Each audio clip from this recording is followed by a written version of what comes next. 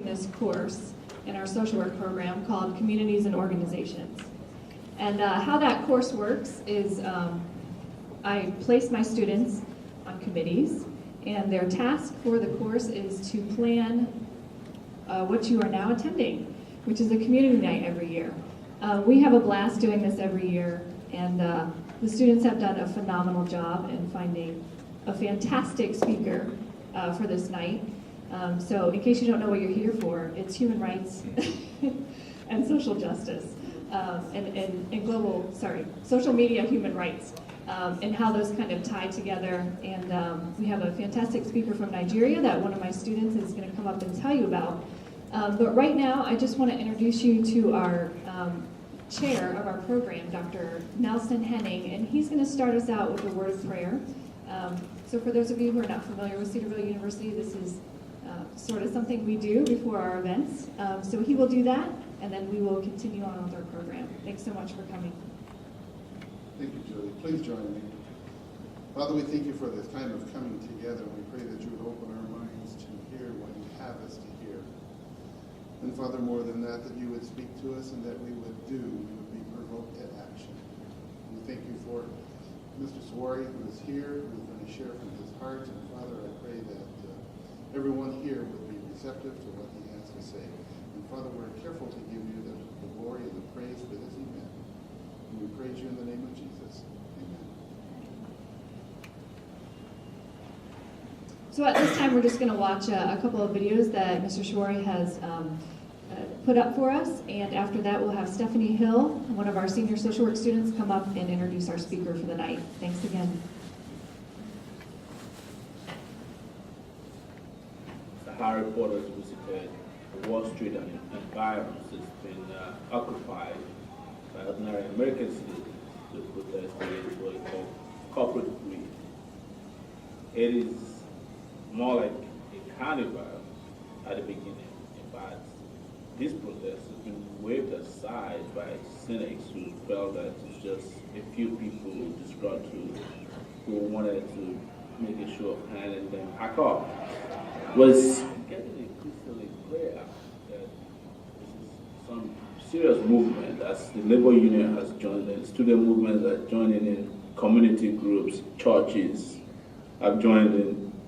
So we went over to Wall Street to see what is actually going on and to ask from Americans if this is the revolution that is been expected in this country as people wallow under the weight of debts from credit card companies, school loans, mortgages, and lack of employment.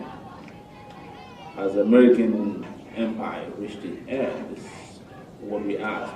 Is America ready for revolution? Is America ready for revolution? I better get ready. Yeah? Yeah? Well, the fact that the imperialist, the capitalism is in crisis, and it's in crisis not only in the United States, but it's in crisis around the world. That's right. And they're forcing working class, not just in the United States, but worldwide, to pay for the wealthy. Yeah. They're forcing us to pay for the wars that is needed in order to control other population, other countries. So what is this? This is just like what is happening all around the world. In Spain, we hear stories about the young people, working class people on the streets. They can't find jobs. We hear stories. The same thing with Greece. In Africa, the same thing. In Latin America, where I come from, the same thing. It's a worldwide depression where the workers are paying and the wealthy are getting richer.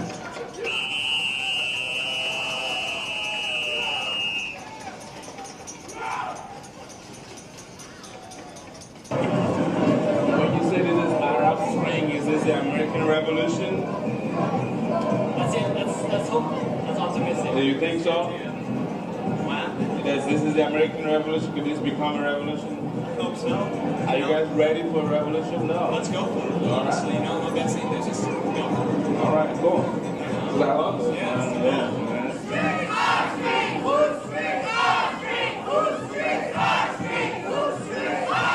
Yeah. I think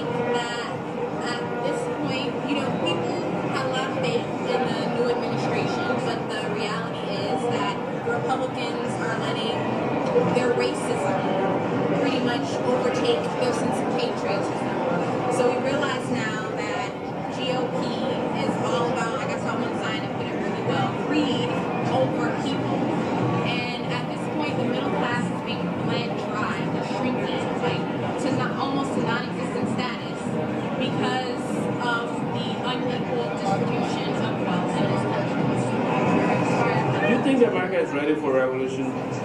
Is ready for a revolution? Yeah. Probably not. Yeah. There's not enough people, probably, right? This is probably like less than 1% of the population that should be here. Like, How many people do you think we need to have a revolution happen in a year? I mean, I don't know the numbers that well, but probably in the tens of millions, I would think.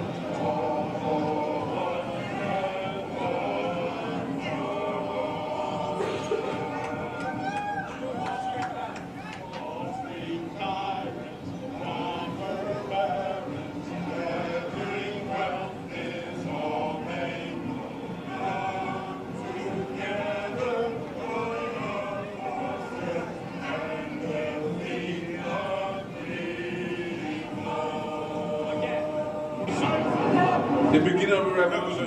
Is it an American revolution or a global revolution? It's an American revolution, it's a global revolution as well. People ask, why don't you go to the White House? Why Wall Street?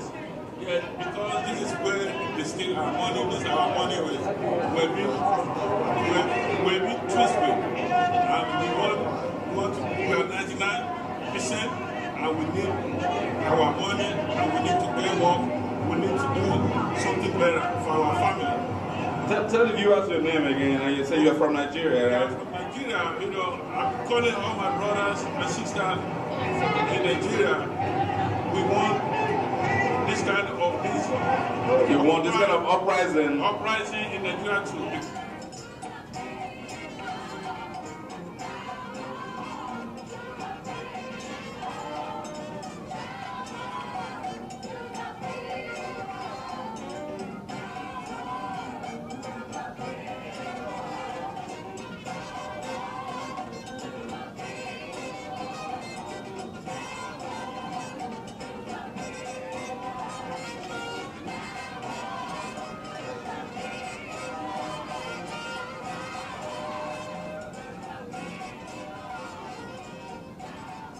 In Omoyele, Sowore for Sahara reporters.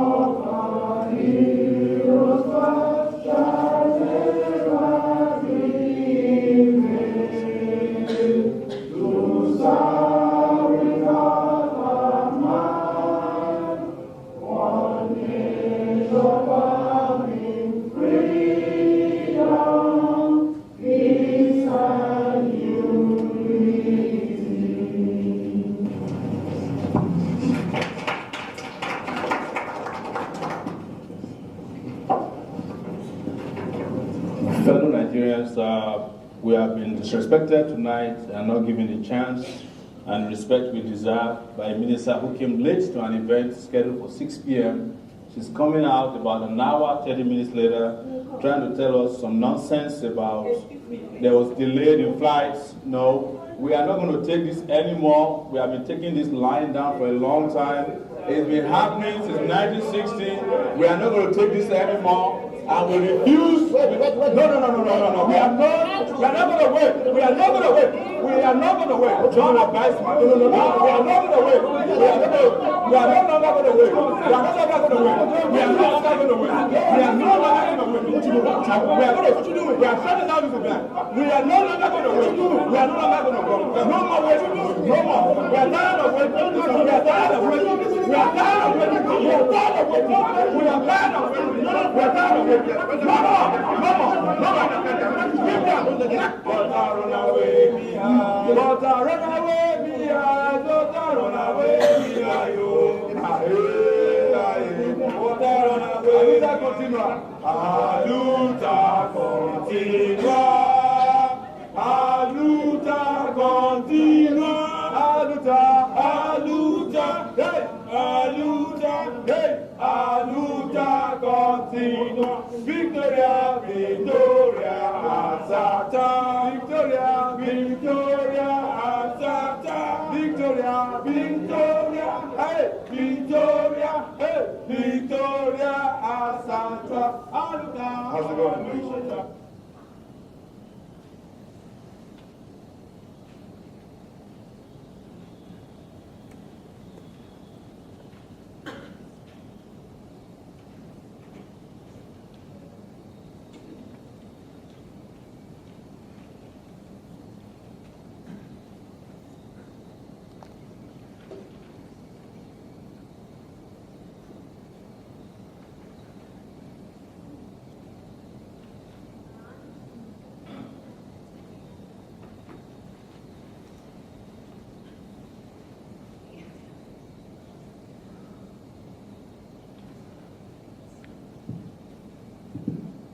Sorry about that.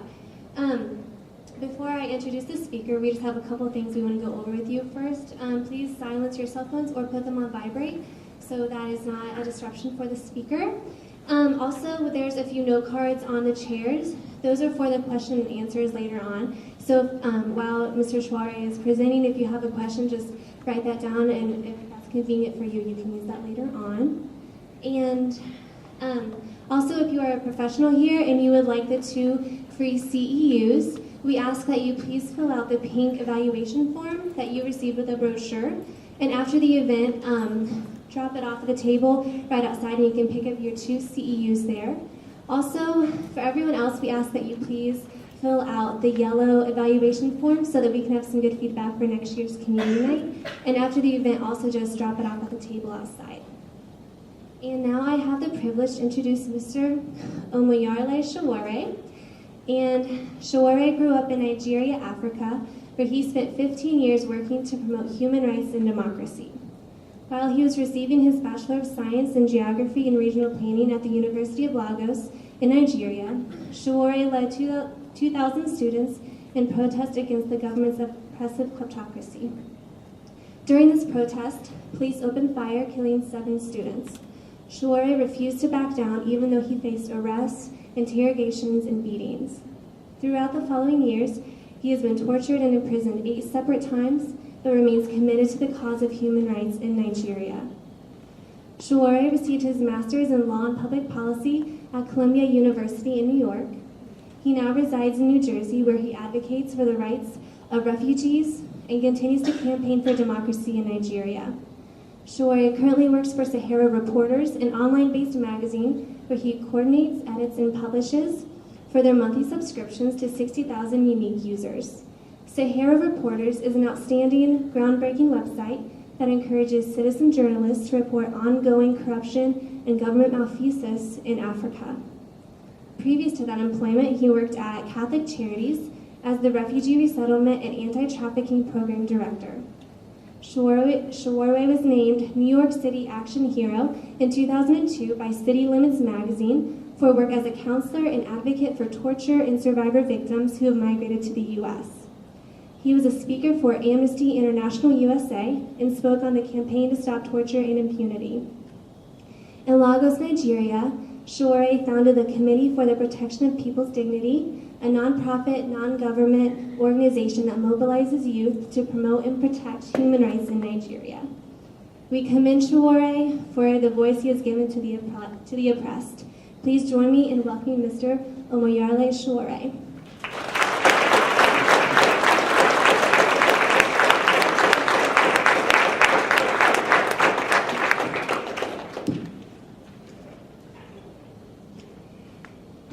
Thank you.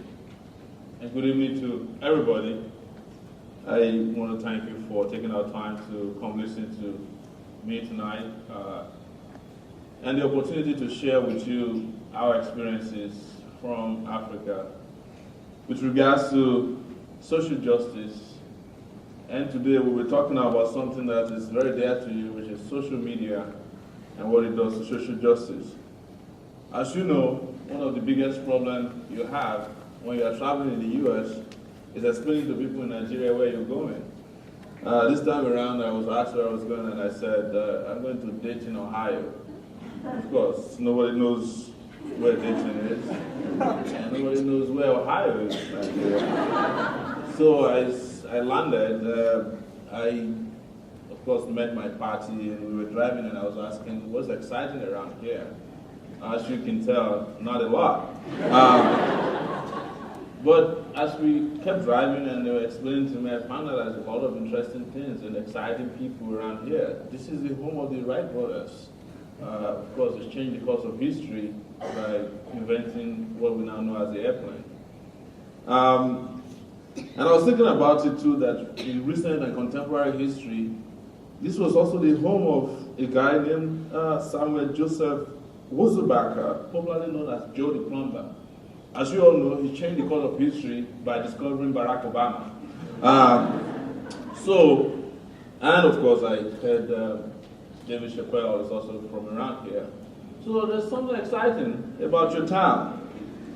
I'm going to tell you where I come from once again. It's Nigeria. And Nigeria is, of course, in Africa, in the western part of Africa. Unlike you've been told and taught by some of your teachers, Africa is not a country. Nigeria is a country on the continent of Africa. But Nigeria is such an important country in Africa because it has the largest population of black people almost anywhere in the world. It also has a population that's equivalent to half of the population of the United States of America. But the land size in America and in Nigeria is just twice the size of California. So you have 167 million people squeezed on a very small land area. One of the things you never heard about Nigeria is that it's one of those countries in Africa that was created for corporate reasons. It was created actually by a corporation known as the Royal Niger Company. And it was carved out of a part of West Africa that used to be known as the Slave Coast. And as you know, most of West African nations are named after resources. We still have a place called Ivory Coast as we speak today, known as Côte d'Ivoire in France. Ghana used to be known as the Gold Coast. Cameroon, which is next to Nigeria, is actually named after shrimps, lobsters. So that's why they call it Cameroon. But the saddest news is that Nigeria was renamed Niger area by the girlfriends to, the manager of what used to be the Walmart, Nigeria, in those days. And nothing has changed very much since then. If you've ever seen the Nigerian flag, it's the laziest flag in the world. It's black. It's green, white, and green. No initiative. And I'm saying this just to lead you into what we're talking about today, not to dish my country, as some of you might think, that a lot needs to change. But what has happened and what I want to talk about today is that Nigeria had independence since 1950. Again, another statistic coming out of Nigeria is that if you were born in 1960 in Nigeria, you cannot live more than 43 years. So people who were born when Nigeria had independence, Nigeria as a country has outlived those citizens by United Nations standards. And the reason was very simple. Nigeria is not targeted for its people, it is not protected for its own people, it is supported and exploited for its resources. And the biggest resource out of Nigeria is oil, gasoline, as it can be broken down to our levels here. And Nigeria exports quite a lot. As a matter of fact, the US consumes about 25% of the oil coming out of Nigeria. Nigeria is the sixth largest producer of oil in the world and has exported some 500 billion or more. They say billions now, but I don't know how to even calculate this, in barrels of oil to different parts of the world. The other side of it is that Nigeria remains one of the poorest countries in the world as well, because an elite that took over power in 1960 began to steal its resources in collaboration with some other institutions beyond even the borders of Nigeria. But I will focus on the elites in Nigeria because I hate the idea of blaming other people for our woes, especially when we can identify our local elites who are responsible for these wars I'm going to tell you about today. Over $500 billion has been stolen out of Nigeria by these elites. And ask me, where has it been taken? Just buying stupid things like houses in French Riviera, boats, yachts, jets, and those kind of perishable goods at the expense of education, health, and general infrastructural development in Nigeria. Where did I come in? I was born in 1971 in the Niger Delta region. Even though my name is Yoruba, I was actually born in a place as an Ijaw person, although I speak Yoruba, in this very small town, which can also be regarded as an oil-producing nation. And I was coming here today, the only semblance of my village when I was born around here is the lake that you have out there. I was born beside the lake. Unlike your lake, our lake has fishes, real fishes, not artificial fishes. And I grew up just fishing. But the sad news is that also years of exploration of oil by corporations, including the ones from America like Chevron and ExxonMobil, has destroyed those environments. So we are torn between a thieving, kleptocratic elite and a rapaciously greedy corporation or corporations that are just interested in our resources. And this has been going on. They work hand in hand. The corporations do the drilling, the greedy elite does the killing of the Nigerian people. So Nigeria's name can actually be changed to a nation that is called drilling and killing in Africa. And that is what Nigeria is known for. And sometimes when we talk about resources, it's also very difficult for you to understand because life is a little bit simple around here. And the way to put it to you, though, is that your consumption or your consumption habits fuels what I'm describing to you. The reason why I'm saying so is that, an average American loves big cars, right? And I have done about 40 states in this country speaking about some of these issues. And one of the things I find most amazing is how much you like driving big cars, And I went somewhere driving 4 hours from, the capital city of St. Paul's, I think, in Minnesota, to a small town called Marshall. And on my way, just cornfields, and the only thing I saw were just Ford 350s. It's as if there's a competition of who had the biggest Ford car on the road. And you can imagine for someone who's just one person, I don't think you need a Ford 350 car, except you want to put your ego at the back of it. And you have to have a big ego to fit in the back of an F350. But the bottom line is that it is just the way consumption is set up, and consumption in which you have little consciousness of what you consume. And all you do is that you're driven just to consume, either by your ignorance or sometimes the media. And this is why I will talk about the media today. My life fits into all of this because my village, by the killing elites, was invaded when I was young in 1980. And they did something that changed my life. And I know when you talk about young, 10 years old in this country, you're talking about PlayStations and toys, right? We don't have those kind of luxuries where I grew up in. But we saw the police come raid our village at a time that I thought the government's job was to protect our people. It didn't happen, and when I was 10 years old, I decided in my mind that I would grow up and fight against the system. It's part of what you saw in the 2 videos I was shown earlier.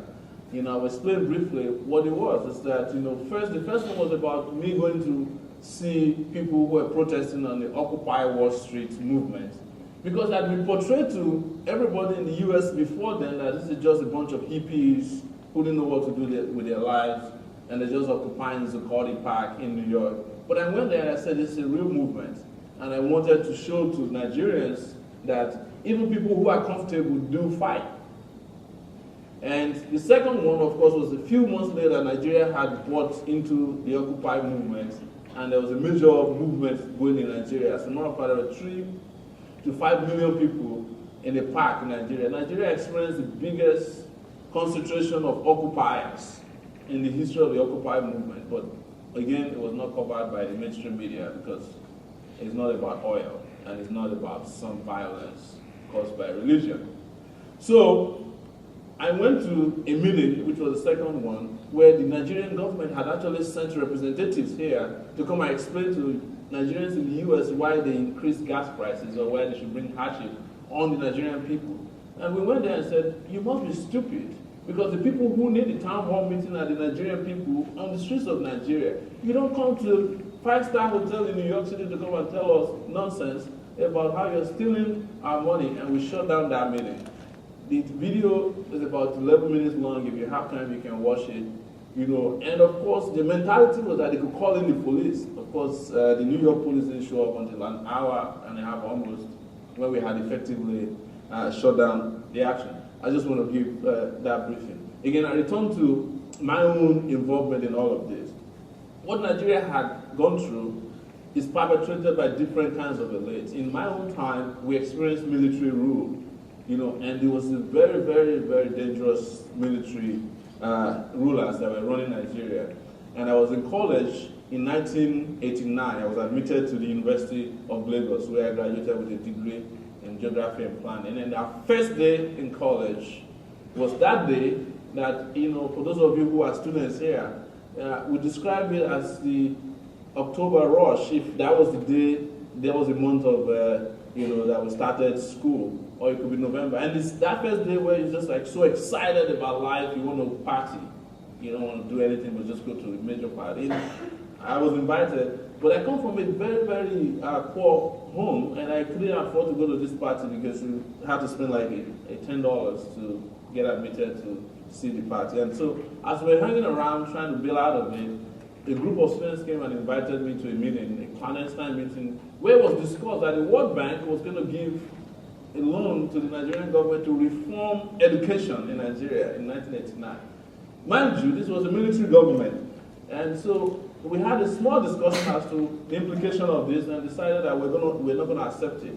The World Bank and the IMF, which is the International Monetary Fund, I call them International Monetary Fraud, gives loans to these governments, and the loans just are taken and they make one-stop layover in Nigeria, and then they are repatriated back to Europe to buy the expensive homes and automobiles and jets for these kleptocrats that I'm describing to you. But they keep giving them the loans. And this time around, they were targeting our universities. We had 28 universities in Nigeria in 1989 or thereabout, and they wanted to reduce the number of universities from 28 to 5. Because they don't like the idea of university that teach liberal courses, you know, because they believe that when you study psychology and philosophy, it just makes you into a rebel. It makes you into some crazy hippie who challenges the government as the slightest provocation.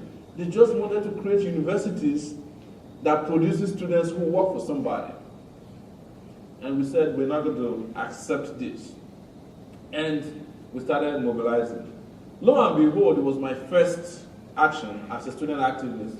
And before you knew it, of course, the police came, the same that I saw in my village when I was 10 years old. We call them the kill and go police. It's the mobile unit of the Nigerian police, and as we speak, they still kill people with impunity today on the streets of Nigeria. And of course, we were shot at. I was arrested with a bunch of ringleaders and detained, and later on tortured.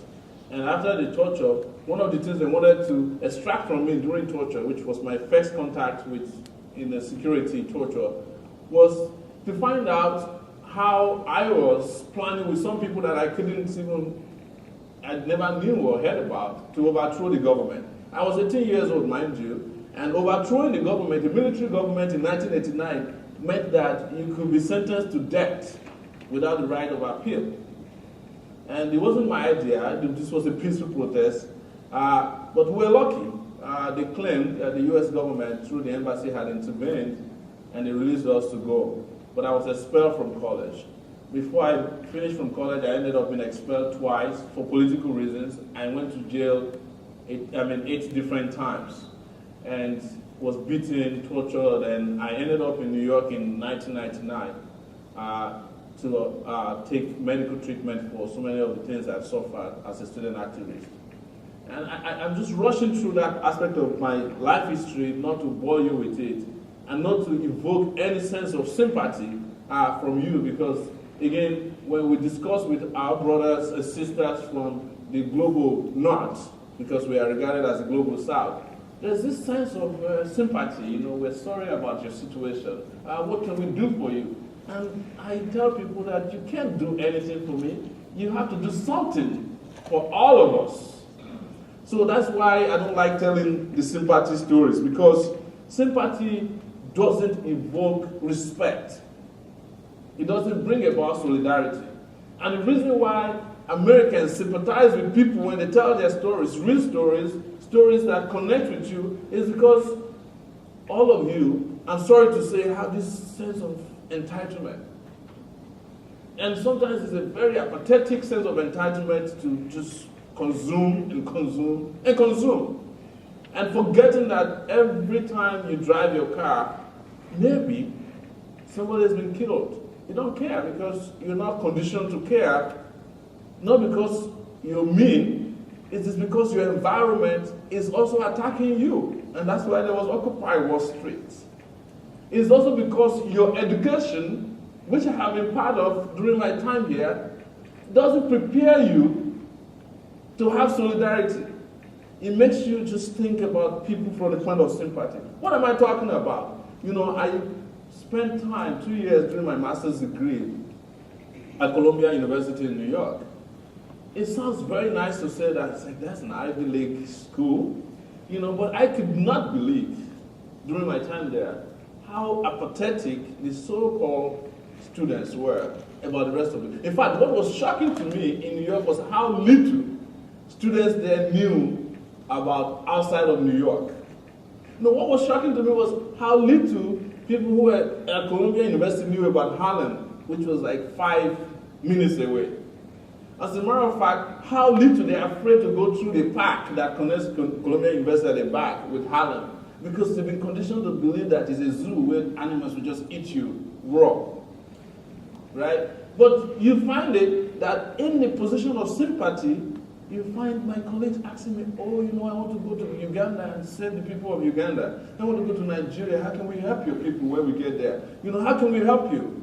And I said, you don't need to help anybody. You need to help yourself first. And first is that, why don't you try to help students who need after-school help in Harlem?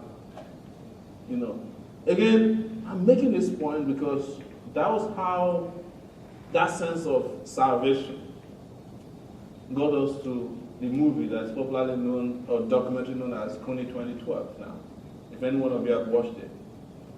It is that belief that Africa needs salvation that got us there. That's what brought us colonialism. That's what brought us, to a large extent, even our own brand of Christianity, the African brand of Christianity, which is a topic for discussion in another symposium in the future, not now. But again, what did I learn from this was that when I got to New York, I started to filter news out of Nigeria. Nigeria used to have a vibrant media, very vibrant, powerful media. They would go on the ground and fight the military. The military would proscribe newspapers, and you find the newspaper on the street, even if it's photocopies the next day. They just dare the military, they dare the authorities. But after so-called democracy came back in Nigeria in 1999, the quality of the media out of Nigeria just depreciated. So it was for me like an oxymoron. When the military was there, you're not afraid of them. When the civilians came, you're writing trash. So I started to look at how we can bypass the official media. It also did not help, or it helped me, that the belief I had that America was this paradise of free speech was immediately demolished. You know, of course, with the help of CNN, and you watch the talking heads on CNN, Fox News, and of course, New York Times, you know, that sends a reporter to cover the whole of Africa, and the reporter is in a 5-star hotel based in Ivory Coast, right? So, and he uses fixers, you know. And I said to myself, like, why don't the fixers start writing their own stories? That was the idea behind my setting up of a website after several other activities in 2005 and of course 2006 it started to collect information from citizen journalists, as I call them. And who is a citizen journalist? I don't even know how to define it. But my idea is that why would you allow people to tell your story if you can tell it? Why do you wait for New York Times to use a crystal ball to report from Ivory Coast when you can report yourself? And the internet afforded us that opportunity. And what we started doing first and foremost was using these tools provided by internet at that time in a country that has some of the lowest internet penetration when we started to report on corruption. And how did we do it? We started offshore, sourcing of information. Nigerian politicians buy houses in different parts of the world when they steal money. They don't hide it. In fact, they love to show off with it out there. We started collecting information, particularly in the UK and in the US. And guess where we found the highest concentration of stolen wealth in the US? It was in a small, very expensive township called Potomac, neighborhood Potomac, near Washington, D.C. We found an array of houses that were millions of dollars bought by Nigerian officials. Some of them they bought through shell companies, but audaciously they bought a lot of them in their own names. Some of them they bought in names of their children. And we started pulling public records that have always been available, and we started putting it on the website, and we would send people to take photographs of these houses and start publishing. And it became an instant hit in Nigeria.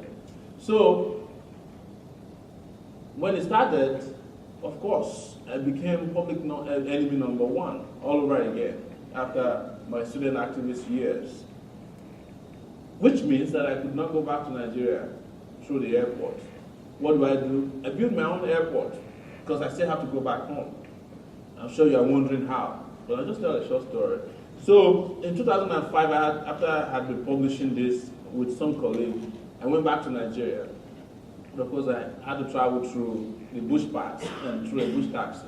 So I'm traveling with bags that I brought from the US and I got stopped by the Nigerian customs, corrupt customs, one of the most corrupt in the world. And they didn't know who I was. It wasn't as if they recognized me. They just wanted me to pay them off because I had t-shirts they claimed that were supposed to attract import duties. And I said, so charge me the import duties are fair. They said, no, we just want you to give us something so you can go. So I refused. So I'm there. I said, this is a perfect opportunity for me to report on corruption perpetrated by the customs at various border entries in Nigeria. This was in Benin Republic, December 2005.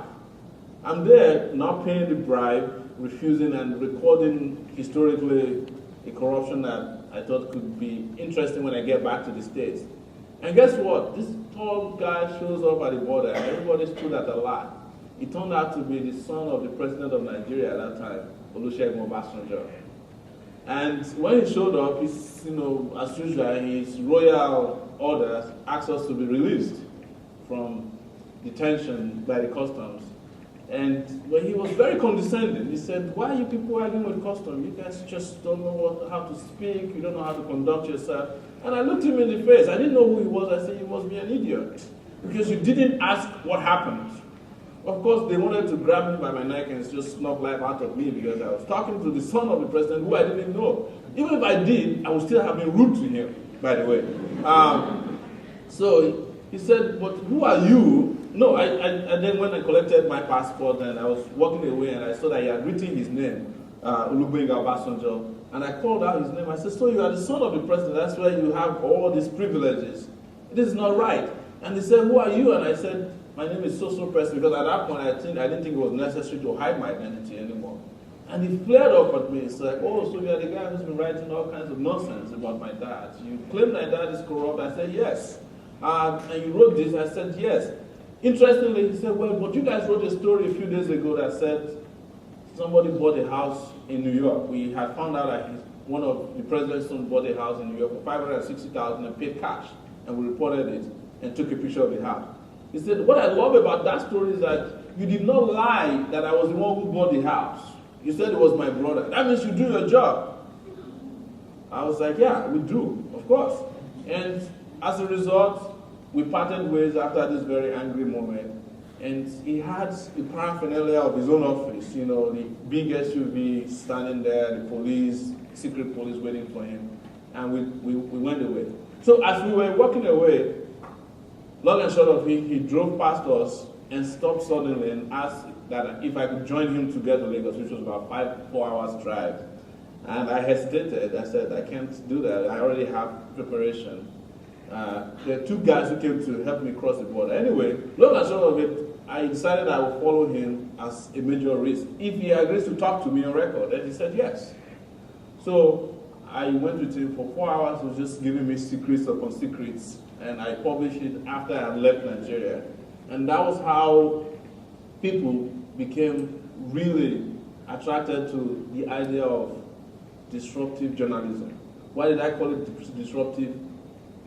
There's nobody in Nigeria that would have published that kind of interview within the mainstream media.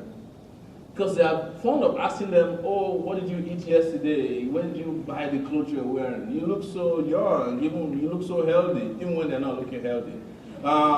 You know, you look so beautiful, even when they're ugly. So this is the kind of thing that the media was doing. But this was a different kind of media, and we woke people up to it. And it became an avenue beyond just exposing corruption for protecting ordinary people in Nigeria. It became an avenue that every Nigerian decided, as a result of our work, to become a reporter overnight. And then, surprisingly, Nigeria began to have this very expansive, you know, bandwidth of internet beyond even our own imagination. And people started using cell phones to send pictures, text messages to us about things happening in Nigeria. By the way, there are more people in Nigeria today with cell phones than you have in Canada. That's how far Nigeria has grown technologically. But the sad part is that all this growth were driven by the citizens. It's not any kind of organic technological growth. It was just growth that people just buy things on their own, because Nigeria is still lacking in electricity as we speak. Nigeria is still lacking in potable water as we speak. Nigeria has one of the most despicable health delivery system as we speak.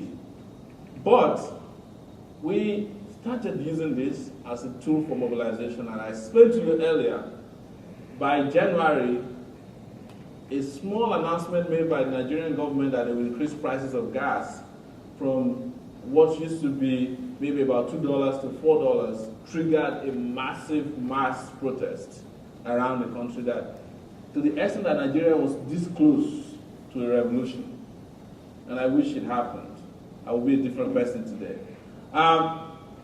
But it is important to explain to you the role of social media in all of this.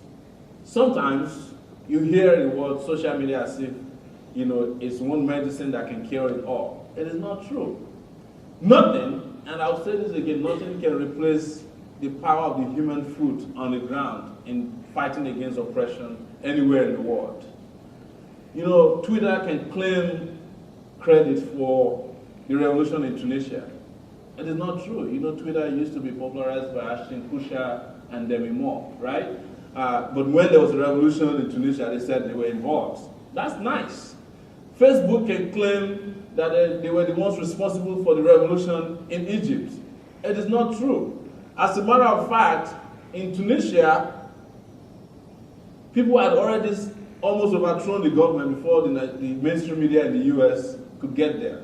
There was already a revolution. It was as a result of that they went and ran to Egypt and tried to be part of the revolution, or step to the front of the revolution in Egypt. But mind you, CNN had already and always known that the president of Egypt, who is now undergoing trial, had always been a corrupt person.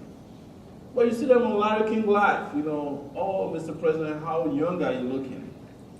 You know, and they don't ask them the necessary questions. And this is where, again, I want to bring the global dimension to this, because when you hear media, don't let it evoke any sense of sympathy in you when we talk about the global south, places like Nigeria. It is the practice all over the world that governments all over the world do not like freedom of expression. It doesn't matter whether it's in Nigeria or in the US. As you all know, there are new laws in the US that have been used to even curb how people can protest as a response to the Occupy Wall Street movement.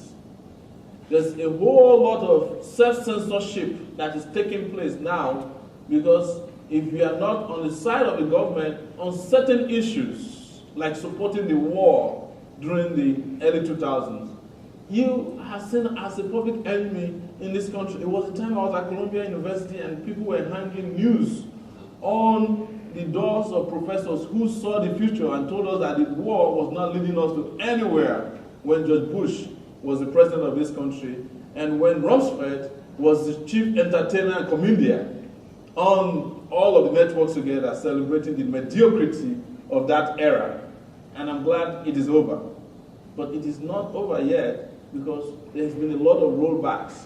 But what I need to tell you is that there's one thing that governments around the world are very afraid of. Any form of interactive media in which people can contribute and control how discussions and public policy is debated scares the heebie-jeebies out of any government.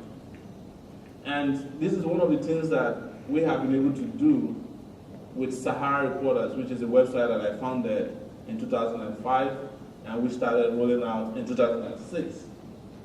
Again, I keep saying that I do not think that that is the only reason. But if there's any reason why there's more awareness now in Nigeria, I think we partially contributed to that. If there's any reason that everybody thinks that they can control their own media space, what you write and what you want to hear, we partially contributed to that. Of course, Facebook and Twitter and Tumblr and the rest of them also had made immense contribution, but how these messages are delivered to the extent that people are challenged enough not to only think about news and disconnect from it is very important. And that is why you see that I not only write news, when it is time for protest, I'm in front of it. Because I don't want to deceive you that I'm only interested in telling the stories and not being the people who want to see change. If you are telling stories that you want eventually to change society, you have to be part of that change. Change cannot occur on the basis of talking heads who have had too many plastic surgeries on the mainstream media anywhere in the world. Either in Nigeria, in South Africa, Zimbabwe, Kenya, Egypt, Tunisia, Burma, or the United States of America. Change has to happen when people take the opportunities that are presented with them and they fight and run with it. So, it is on this basis that I come to you tonight to declare to you that there has been a lot of gains and successes, but we are not out of the wood yet. I come here to declare to you also that all of us must bond together in this new movement to save the world. And when I say save the world, again, I'm not looking at you or looking up to you for another dose of sympathy. I'm looking up to you for some respectable solidarity, that we can both lock hands together to make the world a different place. And there are demands, there are sacrifices that needs to be made. And this is by way of making sure that we understand the world better, and we understand that the world is not just about us. One of the things I used to laugh about is being in New York, and every year there's this basket or it's a baseball game that is played, they call it World Series. It doesn't matter if it is two teams in New York, they call it the World Series. But to call it the World Series, you need the rest of the world. Otherwise, it's the New York Series. But that's the American bubble for you. They think the world starts and ends with America, or it starts and ends in their own little corner. It starts and ends in their village. It starts and ends in their city or their state. That's the US for you. And this is one of the things that I've seen, and this is what is preventing some of the solidarity. I'm not always shocked sometimes about how little people know about the rest of the world in this country, even sometimes how little we know about this country itself. How little we know about other issues concerning us. How little we know that we need to liberate ourselves from so many of the things that became part of the grievances that came out through Occupy Wall Street. For example, I have been a personal, individualistic advocate of free education in this country, and it's just one simple reason, that I cannot imagine a country that plays Father Christmas in places like Iraq, Afghanistan, spending billions of dollars subsidizing gas, subsidizing programs in those countries, who cannot allow his own citizens to go to school for free, or who cannot provide free health to people in this country. And I say because with due authority, I've been a student in this country before, and I think part of the reason why a lot of the education you even get, as beautiful as your schools are, or as well equipped as your classrooms are, or as small and effective as they are, is that does your education really make you want to be a global citizen? When all you do is go out of college and you're owing loans up to sometimes $40,000 and you're 24 years old, and you have to find a job that locks you down for 9 to 5 p.m. every day, and you have to do that 40 hours a week, and you owe your life to 40 years of your life just doing the same thing every day. You can't even be concerned about Nigeria or Haiti or Congo. And then this takes you around the United States of America, and one day you're looking for sunshine in Florida. And that's it. That's the end of the world. There's a bigger world out there, and there's better sunshine beyond the shores of this country. And there's a way that we can make everybody come under the sunshine by all fighting and working together, contributing our own little bit. No, not from the point of just dropping something in a bucket, but about doing something from our hearts to challenge those in authority, 1% of them around the world who owns the rest of us, 90%. Again, the challenge is how the 90% is able to find their voice. And this is where I think what I've done in the last 7 years comes to play a major role. Where I am not judged. By the way, I'm not a professional journalist. I've never been to journalism school. The closest I've ever been to a journalism school was at Columbia, the School of Journalism. I walk past the place every day. I don't know if the thing rubbed off from me, but I doubt it. But I've come to disagree that you have to be a professional journalist to write things that affect you. No. As a matter of fact, the reason why they call it professional journalism is that there are other varieties and brands of it. So you can not be the professional journalist, you can just be a journalist. You can be a citizen journalist. You can be a disgruntled journalist. You can be the no-nonsense journalist. You can be the honest journalist. You don't have to be the professional, because the professional has been taken over, of course, by all kinds of professional jargons. And as I say, I was looking at it one day and thought, for those of you who are, all of you Christians here, the oldest profession, they say, is prostitution, right? But I actually think journalism is the oldest profession. And at any rate, most journalists are prostitutes anyway. When you look at the Bible, all those guys that were peppering Jesus Christ with non-necessary questions were the people they call scribes in the Bible, right? Those are journalists. They've been around for a long time. They never tried to change the world. They were part of the system that didn't what they want to change. But let me make a note of caution again with regards to technology. That technology can aid and assist revolution, but it cannot by itself bring about a revolution. But truth is that if a revolution happens, it will make technology truly revolutionary. So on that note, I just want to thank you once again for listening to me tonight. Thank you.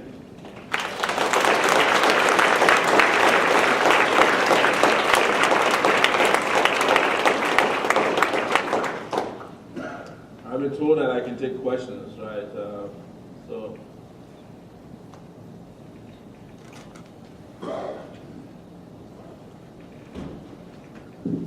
If you have questions, just kind of raise your hand and Nick or I will bring around a microphone to you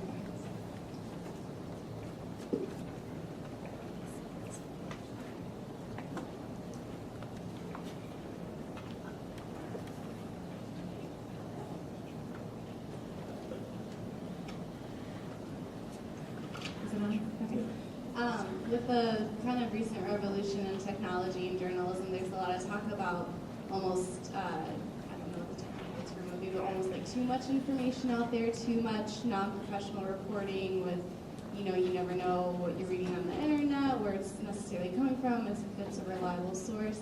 I was just wondering if you would like to comment on that, since you're obviously a big proponent of citizen journalism. Thank you. I agree with you on some levels, and I think that too much information can have a paralyzing effect on people. And that, I think, is why it took a little bit too long in this country for people to respond, even though they had access to information. I mean, think of an average U.S. college kid. What information don't you have access to in this world? It's like every college has its own newspaper. You have an iPod, an iPhone, and when you're walking around, you're locked up in gears, or locked down in gears. But there's a way that too much of this information can have paralyzing effect, that you just be in a lockdown, and you won't be able to act, because you get to a point where all of the pressures of life are making you to even step away from taking action, because there's a way that too much information becomes an excuse for you not to even know what to do in the first place. But guess what? This is what I found out. The human brain has a way of telling when they say something that is real and truthful. But there's always also a way that we are shielded from wanting to act, because sometimes people stay away from real information because they think real information will make them want to act. I'll give you an example. When we first posted our first story on Facebook, Nigerians has, by the way, the highest number of subscribers to all Facebook users, some of the highest in the world. When we first posted our first story to Facebook, I got attacked from left, right, and center from Nigerians. Young Nigerians said, Facebook is not meant for the revolution, it's meant for those of us who want to date each other. Take your story away, somewhere else. And I was wondering, how can people be that stupid? Thank God today, they've moved away from that. But that is part of what you get. The other thing that I think also is the problem is that the world generally, globally, it's global scourge of attention deficit disorder. People just don't have time to do anything anymore. You just want to just scan through everything. If you see information, you don't want to know where it came from. You don't want to spend time to find out which is real, which is not. You just want something that will keep you in your comfort zone. If that is what you're looking for, you're never going to know which information is real. What I found out is that when people are hard-pressed, right, they will look for the information that will liberate them from the position they're in. Where did the same young people in this country get the information from that led to all of the Occupy everywhere? I mean, Occupy was so ridiculous in Nigeria, where occupying the wig of the first lady of the president. Everybody, you occupied everything you could find, But how did we get there? It was because the same information we had ignored for years, the same information we used to refer to as conspiracy theories, became real theories that drove the new energy to expand democratic space for us. There's a whole school of thought out there who felt like, Americans started fighting because we're losing privileges. All right? But I don't think it is that bad. If you're fighting to retain your privileges, maybe it will pry open a whole new level of information access for you that turns you into somebody that somebody cannot just kick around anymore. And that's my hope. I hope that answers the question.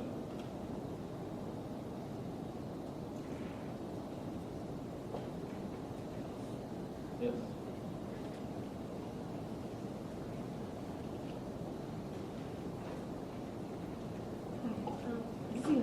Hello. Okay. I was just wondering, you were talking about the whole sympathy thing and how that doesn't work because it doesn't really move people to action. And we are sending money over to Africa or aid, but what can we do to really help instead of hurt? Because we send money, but it just goes to the government who's not using it for the people. Like, how can we raise awareness for ourselves as well as others and use the resources that we've been blessed with to actually help?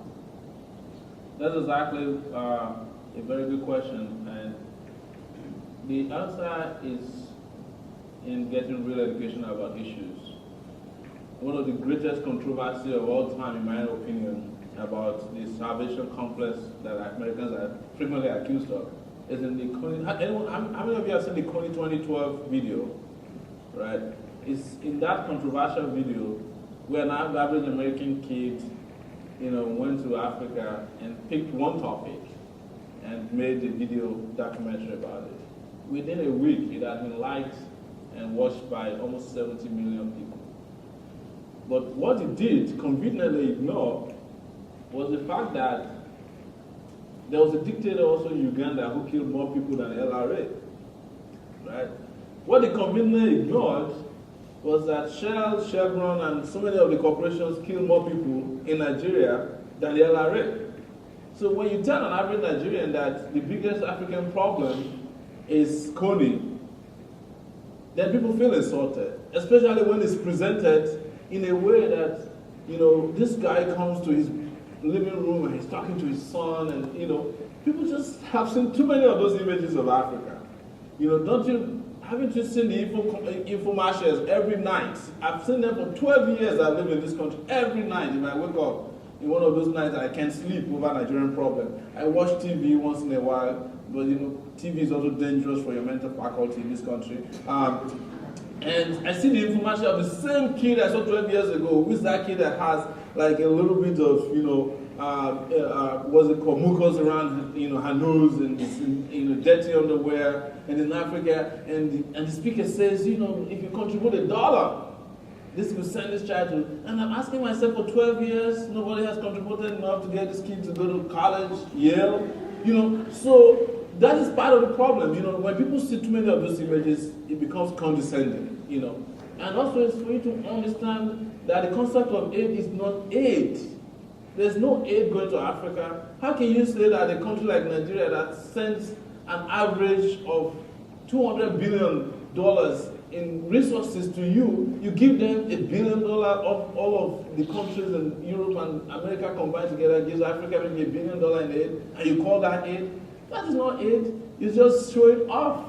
Because the real aid comes from Africa to this part of the world. The real aid is the cheap resources that comes from us to you. The real aid is the destruction of our environment so that you can live the life of luxury that you're living. Again, I'm not pushing you to the point of guilt, but you need social consciousness of your own environment as well. You need social consciousness of what you're doing to the rest of the world. You need to look into your wardrobe and think about how many clothes you have there that you don't even wear. You have to look at your shoes and wonder, why do you have to buy a pair of shoes each time you're angry with your boyfriend? It's just like, think about that, and think about the rest of the world, where the shoe sole come from, where the shampoo that you use in washing your hair, because sometimes people do this symbolic thing, I don't want to drive an SUV, forget about SUV. Almost every aspect of our life contains oil, like things as small as, your glasses has some kind of component of the tires, or, the shampoo you wash your hair with.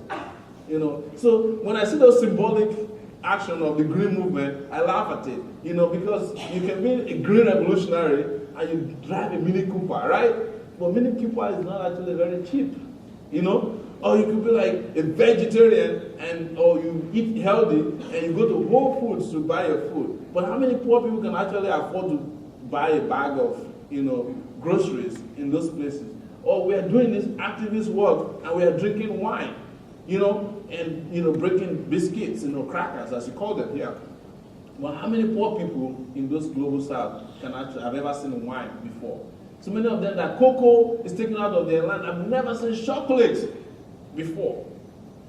So many of the places where they take diamond, people have never been wedded in any kind of matrimony with diamond in their finger before. All of it comes here. So you need the awareness. America needs the awareness. I say to America with my eyes closed, you need to stop consuming what you don't need, America. And that's where it starts. It's to just curb our consumption of things we don't need. and then we'll be giving back not only to the people of the global south, but they will not look at us as people who, after they do damage to you, then throw some crumbs back to you in forms of sympathy. When I say solidarity, I'm not also saying solidarity of like liking a video, you know. Why can't we have Occupy Wall Street join Occupy Nigeria on the streets of Lagos? All of us working hand together and say, look, you know, enough of this oppression. That's solidarity. Sympathy is when you see a video and you throw $1 to the organization that is responsible for it, and you find out that what your dollar has been doing over these years, as we found out with 2020, is been fueling the addiction of one of the makers of that movie. As you know, he had a meltdown, and accusations, allegations that drug is involved. You didn't hear it from me. But you can imagine also those kind of saviors who are on drugs, saving Africa. Africa is in trouble. But again, I make a duty of it to say that Africa needs to save itself also, and not be blaming the rest of the world for it. That's why I do not take it for granted that we need to fight the African elites who are responsible for selling out Africans to the cheapest bidders. Yes, sir. I'm very happy that you are here with us today. Part of the reason that I have come here, particularly when I saw your name, but the first thing was because of the Cedarville University itself, my encounter with some of the students some years ago. This is a Christian institution, as you have just said, that is very much into touching the world, and the students here have been involved, you know, with mission work. I met with a group of students when I was teaching in Penn Theological Seminary some years ago, who came for maybe advice. They were getting ready to go to Sudan. And the challenge they gave me from here is that they believe that in a world that is broken, needing healing and hope, Jesus Christ has given us an alternative lifestyle, which is countercultural. Now, being a Nigerian, and you have done significant work, what do you think is the role of religion, particularly Christianity, in building a nation in our country? I'm Professor Shelaye from Wilberforce University. Thank you so much for that. And I'm standing before you today and God that religion has become part of Nigeria's biggest problem. Contrary to what your Bible says, the Bible in Nigeria has been rewritten to the extent that if Jesus Christ were to come today, he can't even afford to preach to the Nigerian Christians, the ones that believe in prosperity and prosperity alone. One of the battles I was fighting before I came here was that I wrote a story. We wrote a story about one of Nigeria's richest pastors. And we found out in our investigation that he has 4 private jets. The jets combined together cost him about $1,000 to maintain in an hour. So he couldn't pay anymore for these 4 private jets. And years ago, I had obtained exclusively a photo of him in one of the jets. I wish I could show it to you. And I wrote under it a comment on our website. I said, if Jesus returns, what will he ride? Is he going to be riding around in a jet? Or is he going to still grab a donkey? Or is he going to be riding around in a Cadillac? Well, the Nigerian Christians, this man now decided to set up an airline because he couldn't afford to maintain the jet. So we did a story about it.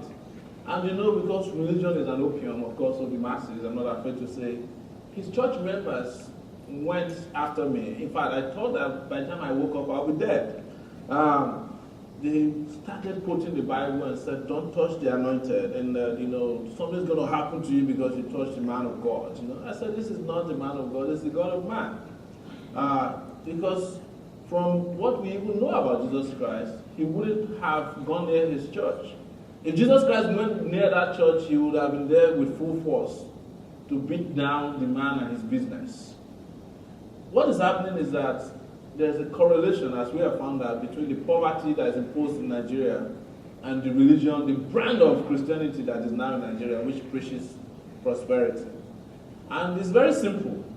They have denied and deprived the Nigerian people of the basic necessities of life and postponed and misapplied hope to another place, which is heaven, as they say it.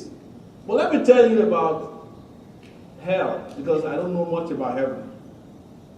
I think that the people that will suffer most in hell are those people who thought they were going to heaven, who will find themselves in hell. And I need not say more that the brand of Christians that I've seen in Nigeria are not in any way promoting social justice. I mean, I'm not saying all, but the majority, the predominant culture of Christianity now, they are not promoting social justice.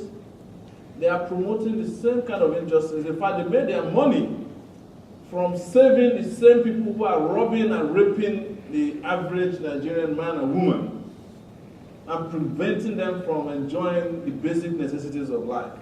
So the best way, as a matter of fact, today to guarantee yourself salvation is to go to public office, steal as much as you can steal, buy yourself a jet, build houses, marry many wives, and then build a church and dedicate to one of the pastors, from where he continues his own circle of deceit and conning the members of the public.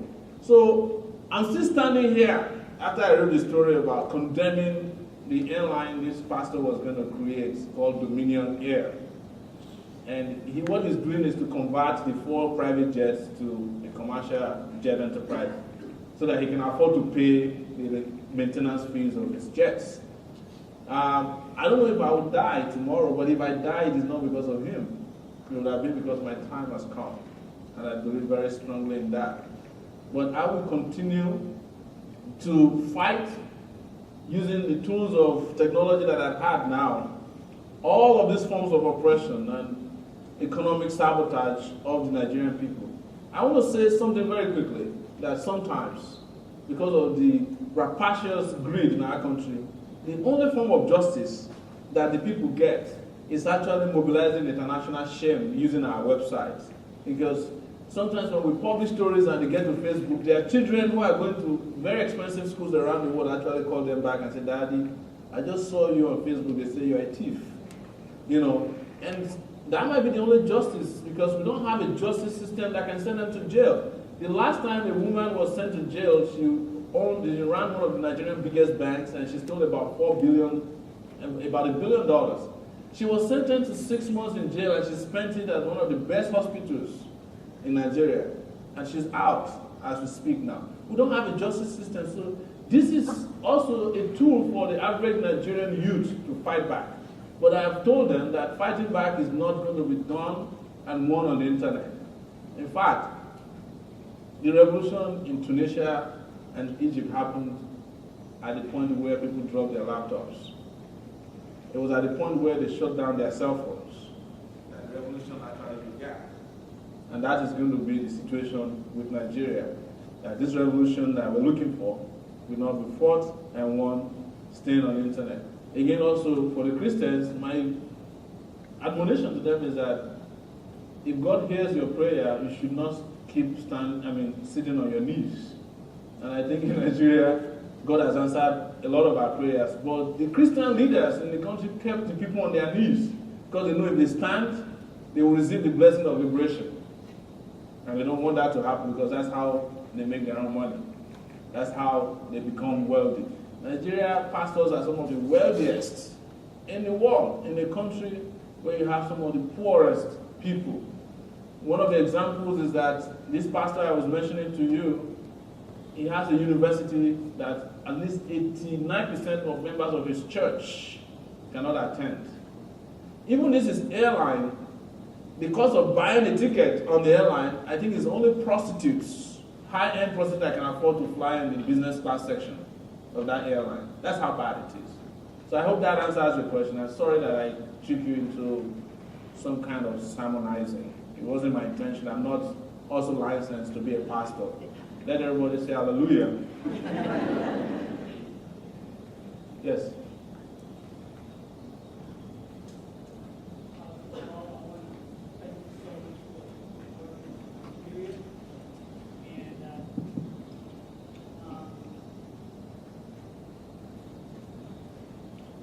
My question is that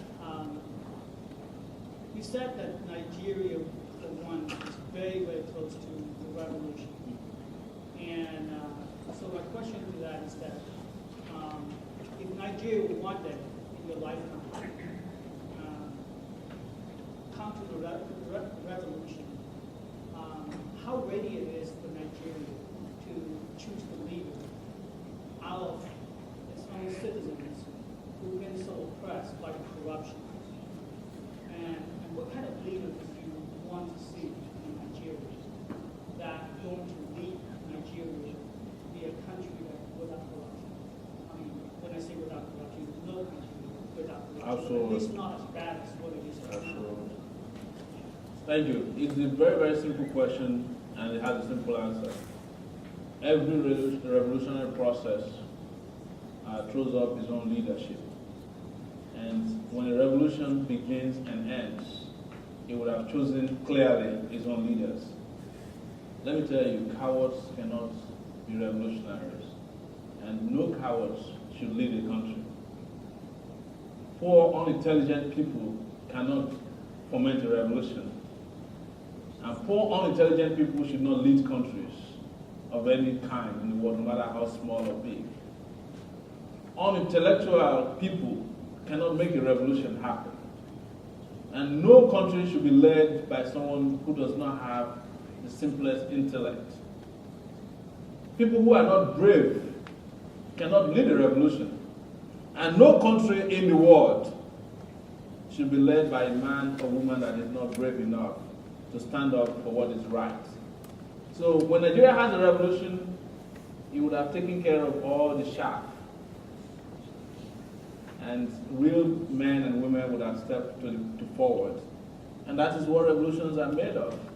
And that is why they happen. And that's how the fruits and the outcomes of revolution can be sustained. Nigeria, as it is today, is led by some of the worst morons in the world. I'm not afraid to say it. And talking about morons, you have seen some of them lead you in this country, so you understand what I'm talking about, even in contemporary history here. And some of the leaders of Nigeria are some of its worst citizens. As a matter of fact, we can come to the conclusion in Nigeria today that Nigeria is being run by its own enemies, enemy citizens. That's how I like to put it. So don't worry, brother. When the revolution happens, it will choose its leader. Thank you. There aren't any other questions? Is there one more? Okay. I just think we have time for one more question. Yeah.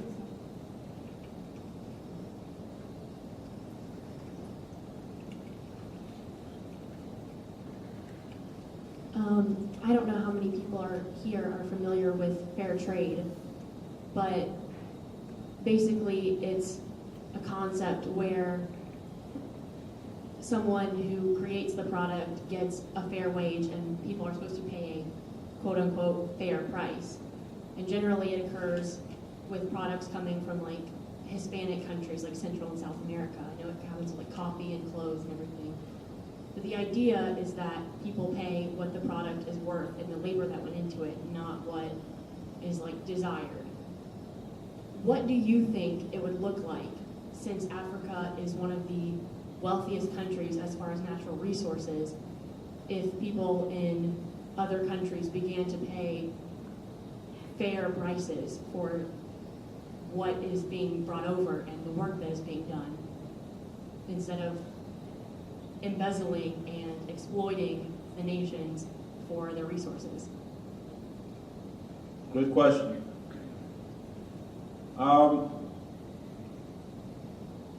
Let me just say it here today that it's, as a matter of fact, an oxymoron to put fair besides trade.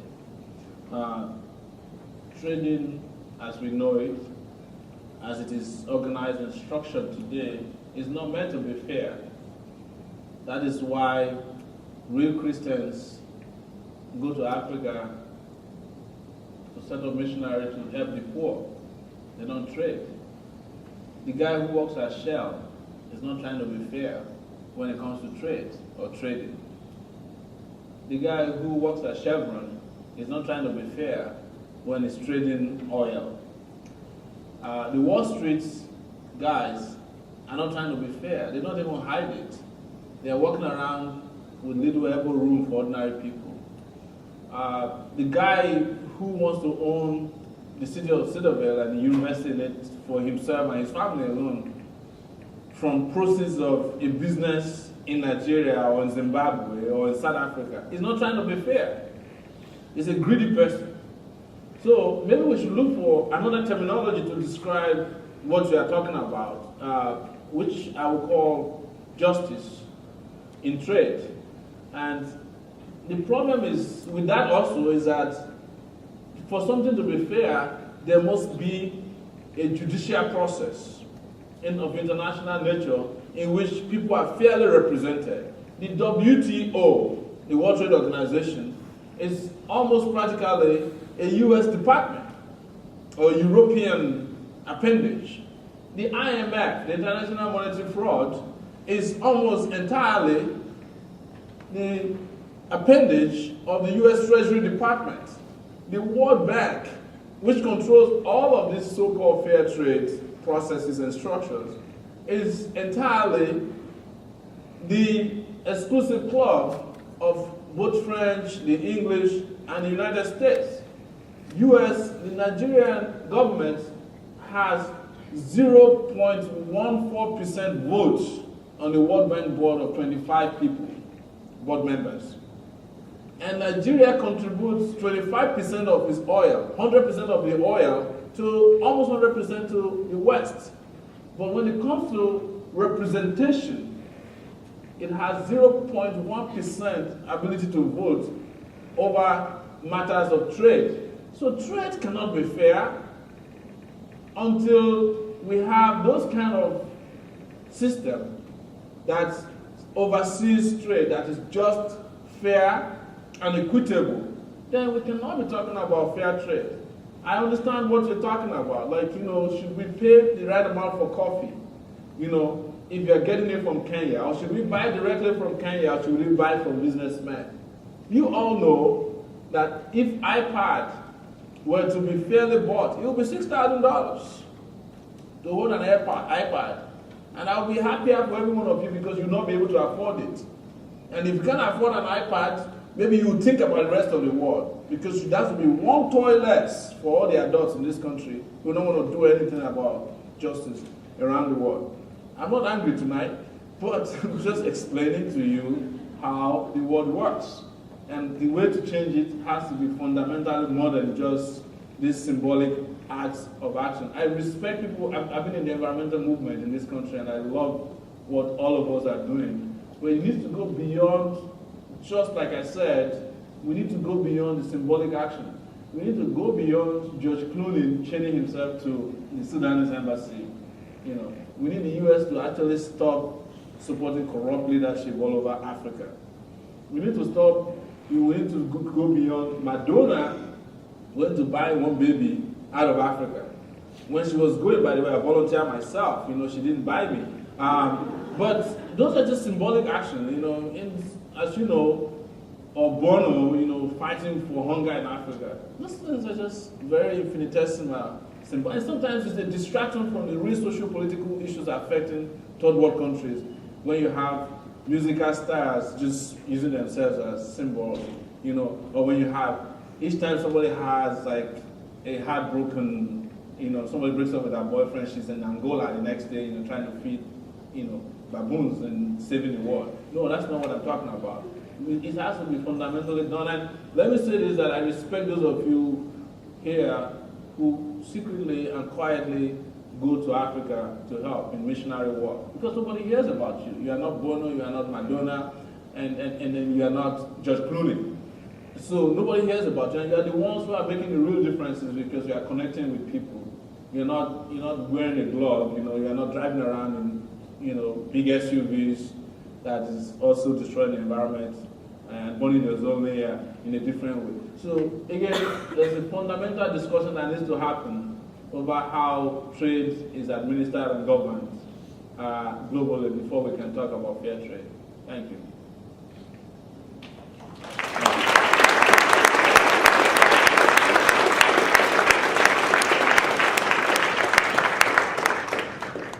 Thank you, Mr. Sowore.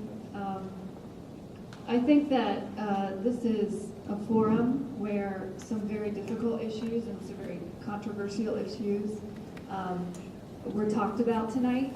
And I think that you gave us a lot to think about, and I appreciate your realness. We have never walked in your shoes. And so thank you for sharing that. I don't know if any of us could even imagine living in a country with a completely corrupt government. But more so than that, and just working here and being a born-again Christian, I just want to say that, and many of you are Christians as well, is that I've been challenged to think about some things differently, and I think I've been challenged to pray a whole lot for your people and the oppression that you have suffered and the oppression that your people suffer. Because I know that our God is bigger than all of these issues. And so I would just like to close us in prayer and to pray for you and to thank you for giving us a very real perspective on some things that you've been through. So let's thank Mr. Sowore again for being here.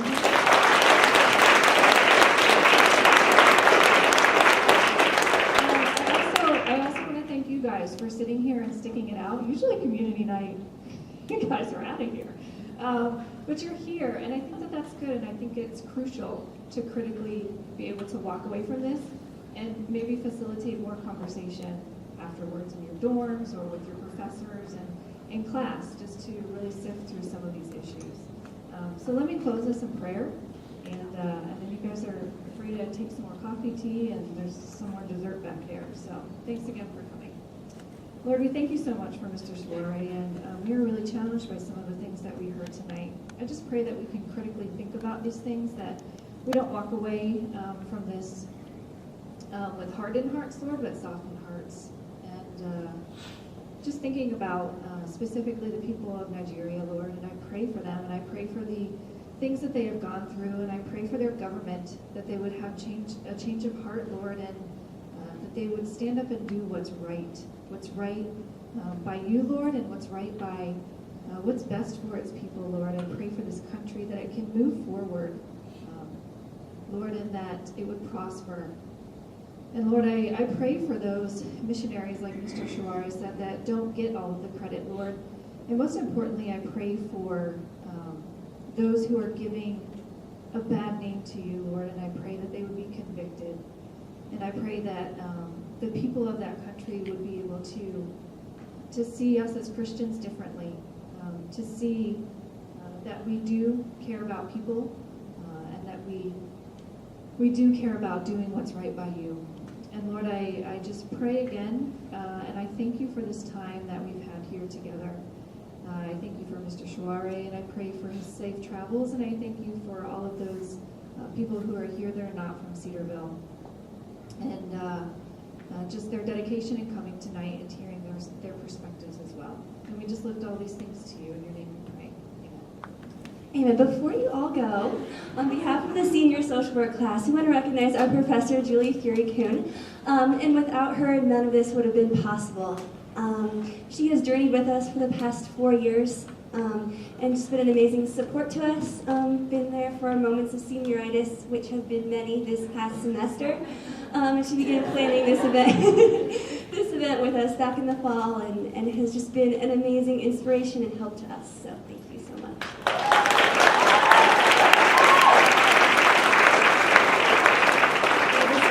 This is a special class for me because I've been here for 4 years and they were my freshmen. So congrats to you guys. You did a wonderful job. And quickly, thank you so much. Quickly, it's very important for you to fill out your evaluations so that in years to come, we understand what we could do better, maybe some topics that you're interested in for the next coming years. And you can drop those off right outside the door. Just give it to anybody with a name tag on. Those of you who are here for CEUs, the social work professionals, you can pick up your certificates right out here on the table. Thanks so much.